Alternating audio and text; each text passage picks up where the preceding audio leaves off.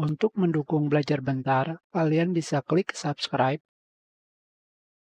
Halo, selamat datang di Belajar Bentar.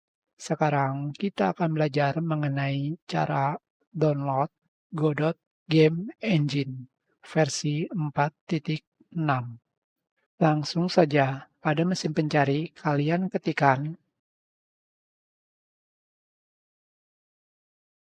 Godot Engine ke websitenya.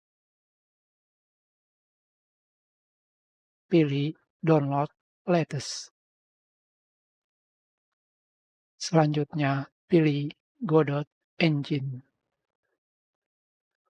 Close. Ukurannya sangatlah kecil, hanya 75,7 mega.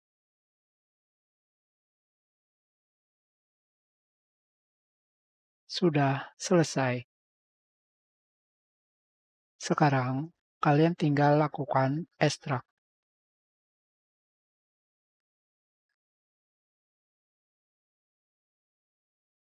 Masuk ke dalam folder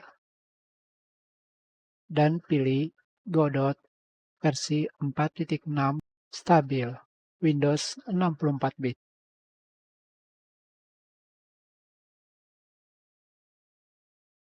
Kalian pilih Create. Berikan nama pada project dan Create.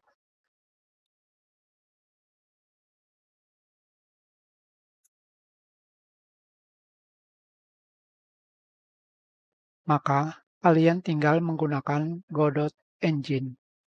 Kita sudahi pelajaran ini. Terima kasih.